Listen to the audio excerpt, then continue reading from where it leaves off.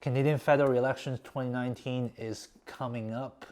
If you guys haven't decided which party to vote yet, or if you want to know more about, hey, all these parties who you should be voting, continue watching this video. Hi, this is Felix. Hi, this is Alfred. So, federal elections coming up, and I personally don't know who I should be voting yet. So we decided to, hey, why not we just make a video and talk about some of the things that we really care and we think it's really matter to us, to kind of do a little of analysis or research to just on several fields on the party platform that we could discuss, and it could help us or help whoever that is watching this video to have an idea who to vote for. Sure. The first question about the main parties. Who are the main parties heads? Yeah. Do you have any idea? Well, there are 6 parties in total in voting, right? There's Liberal, which Justin Trudeau, which everybody knows him. Everybody knows him. We have Conservative, led by Andrew Scheer. Yeah. And we have Democrat, led by Jagmeet Singh. And Green, led by Elizabeth May. The BQ party. Wow, this is a French word. Actually, I tried to find the pronunciation to be Québécois, something like that. So yeah. And we have also the People's Party. Right. These are the main party. Actually, there are still some very minority parties. Yes, and there are some like individuals. Yeah. So these are the main parties that are participating in the federal election this time. Yeah.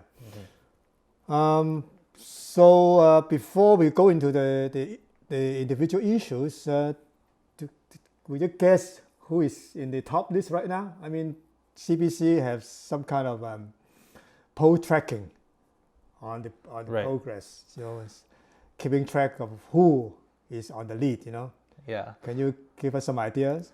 Sure. So we have this link here that we're gonna attach in this video below as well, just for you guys to have a look at, like, so far, where are we in terms of the poll? Like, what's the probability of winning for these parties? And CBC did a great job on gathering and updating real time. So as of us watching this or recording this video, which is right now, we're on October 15th, Vancouver time. Right now, Conservative Party is leading. Oh. Not by much. We talk about 1%, just above Liberal. By slightly 1%. Above. Yeah. So we talk about 30.2% versus 31.4% that Liberal currently has. In fact, a day ago, I think it's just a reverse. Yeah. Liberal is 30, also around 31 or 32. Yeah. And Conservative is a little bit lower. Now it's the reverse. So nobody knows. It happens. It changes every moment, every hours.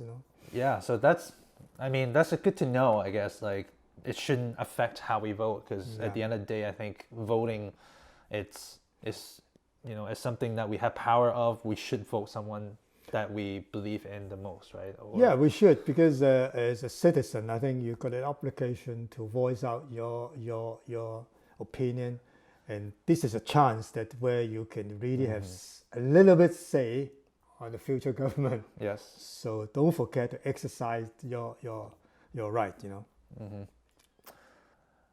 Jumping onto some of the party platform that we look at, and right now we pick like 3 categories out of maybe like 12 or 15 or so that we really cares about, or at least this channel is focusing on, which is social and environmental issues.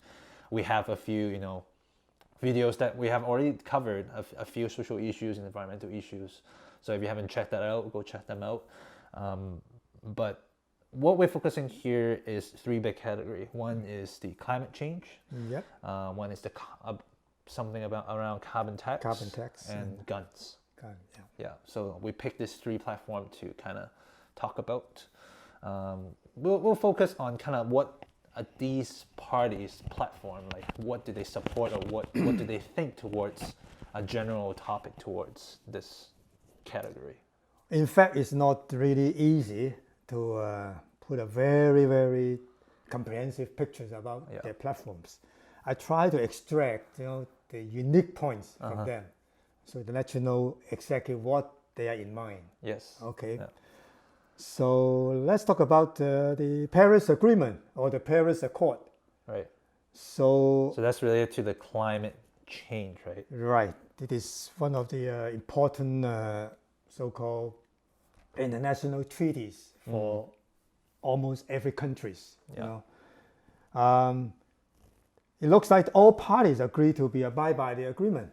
No parties say no, except People's Party. Sorry, except People's Party, because they think that the climate change has nothing to do with human being. So say, in their point, why bother about the agreement at all? So it even suggests to withdraw from the accord. Really? It's strange, yeah, okay. yeah, a little bit strange, yeah, Good to know. yeah. And also the People's Party, always emphasize we should do nothing to address the issue at all. So it's a little bit strange, I don't know why they have this sort of attitude. Yeah. Okay. How about the conservative? Well, conservatives said they would launch a green patent tax credit for businesses if. Oh my God, another new tax. Yeah. Oh, sorry, this is a tax credit. It's a tax credit, it's not a new tax. So Tax in other words, credit, if a company, they perform something good for the environment or whatever, they would got this so-called Right. tax credit. Gotcha. But how this will be implemented, nobody knows. But it looks like it's quite a unique proposal among the other parties. How about single-use plastics? Right, when we talk about like straws or plastic bags. All those water bottles. Yeah. And all those fast food, Yeah. The takeaway boxes. takeout box, all these phone box, all these things. I would say both liberal and conservative are all against using of this. They even propose some kind of ban for single-use plastics, which I think is a good thing. Yeah. If you can do it. Yeah. How about the fossil fuel subsidies? How do the parties react? The liberal conservative both think they should, end the subsidies. Right now they have some subsidies and achieve net zero emission by 2050. So it's another 30 years to go. Roughly 30 years.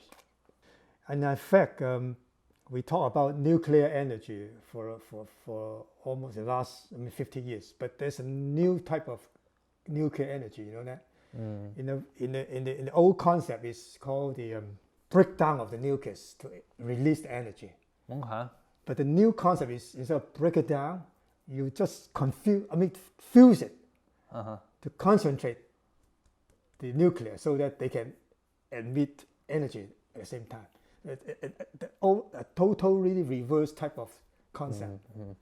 And because that type of nuclear energy would have very minimum radioactivity, so it's not that harmful to human beings. But we don't know. But maybe by 2050 we already got this technology mature enough.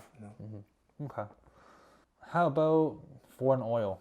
Green parties propose to stop imports of foreign oil. It is this mainly occur in the East Coast. And in fact, this is quite a controversial issue because in Alberta, we almost can generate sufficient oil for Canada. But because of the lack of infrastructure, like the pipeline, to move the oil from Alberta to the East Coast, so at the present they have to buy instead of using our own. So again, it's a very controversial issue that should we have a transnational pipeline? What's the thinking? I think it depends on the intention of it, right? Like I personally think that if the pipeline is really for the benefit of us getting cheaper oil and we have infrastructure where we can less of the transportation, because transportation oil, right, it emits also emits energy. Actually, right?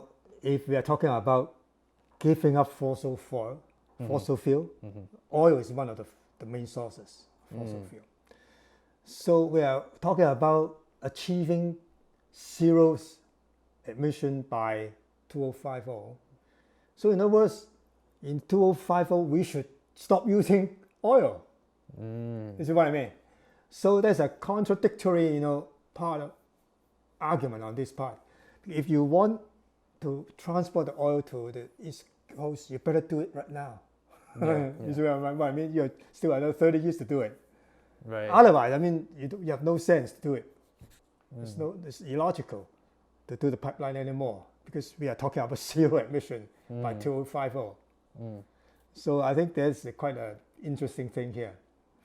Okay. It really depends on how you see it. For example, in BC, we also have a lot of argument on whether we should have a pipeline, an additional new pipeline from Alberta. But strictly speaking, in a short run, I think it is worthwhile because it helps to really cut down the gas prices in the whole of BC. But in the long run, question mark. Yeah. So speaking of gas price, right?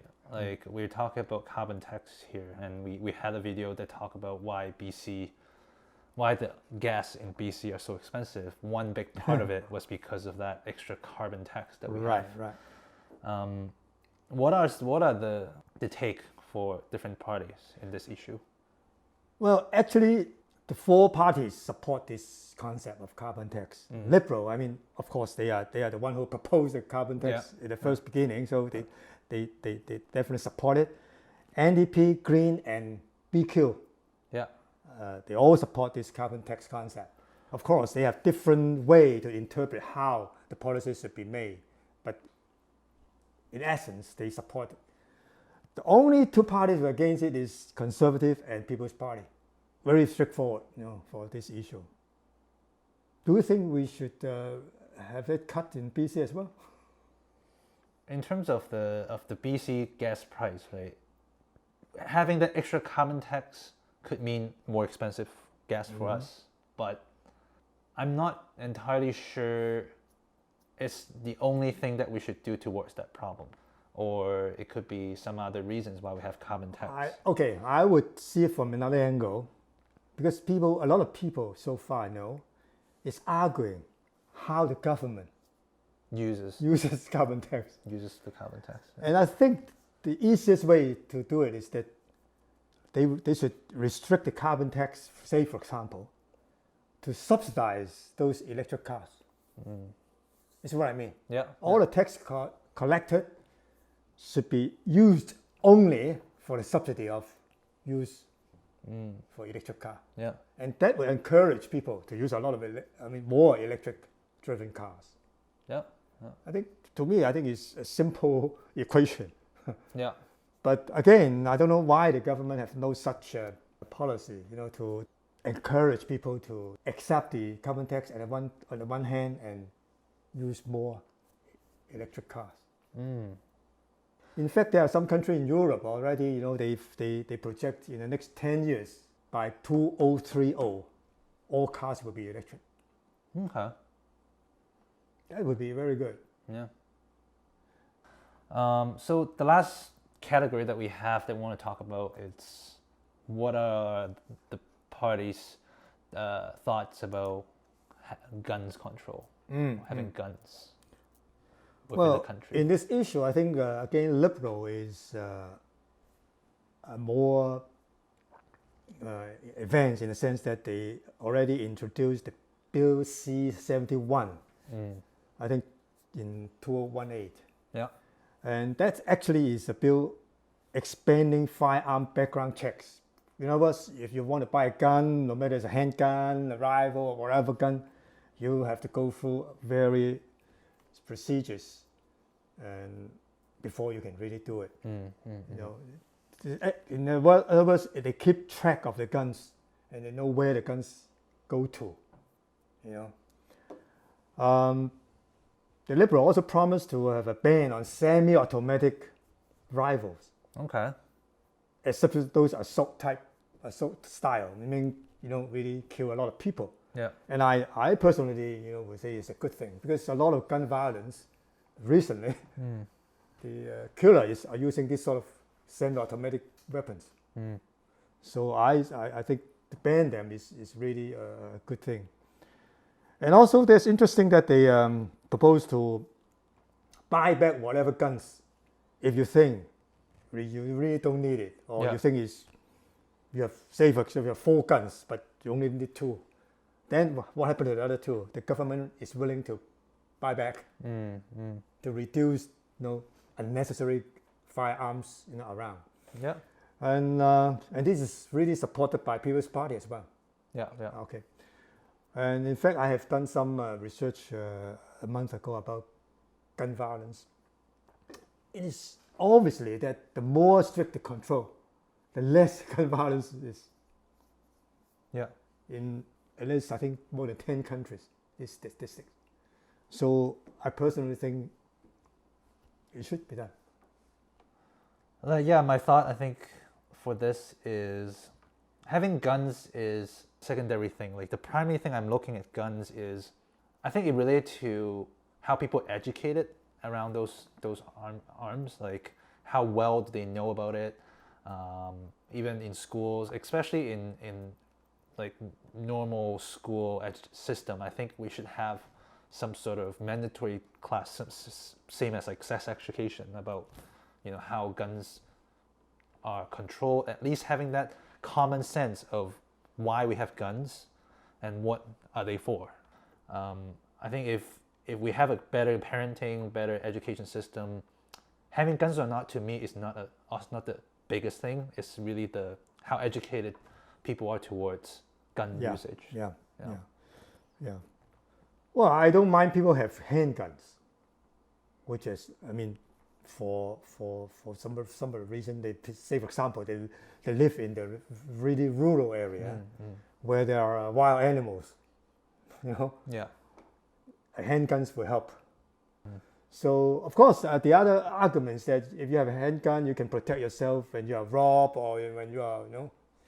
Well, again, the other argument is that when you have guns, that means the robber, the thief, may exercise more violence because they know you have the gun. Yeah.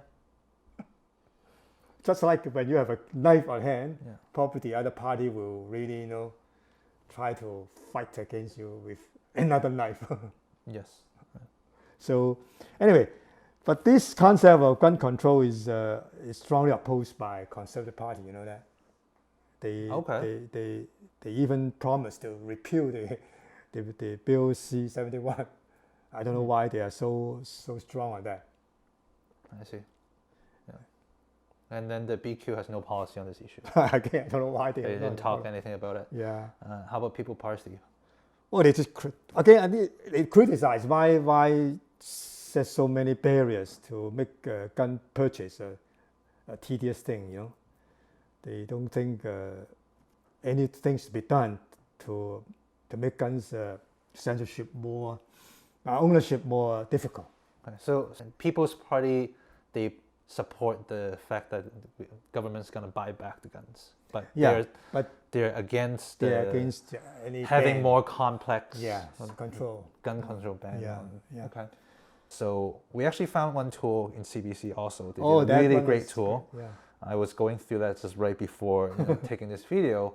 It's called Vote Compass. If you go to votecompass.cbc.ca, it has about a 50-question questionnaire where it could kind of assess how much you care about certain topics, and then to all these topics, you know, what's your take towards those subjects. So they, after you take that questionnaire, they have this like really long result saying like, hey, like this would likely be the party they want to vote, and then like rank it by like different parties, so it's not just one. So it has a very like interesting different graph, and you can play that around. I love it so much. Like it's like, especially for people like me, I don't really into the political kind of thing, like when I need to vote, I need something to get me started with. Right? Well, at least some kind of guidelines. At least some sort of guidelines. So some kind of reference that, oh, Yeah.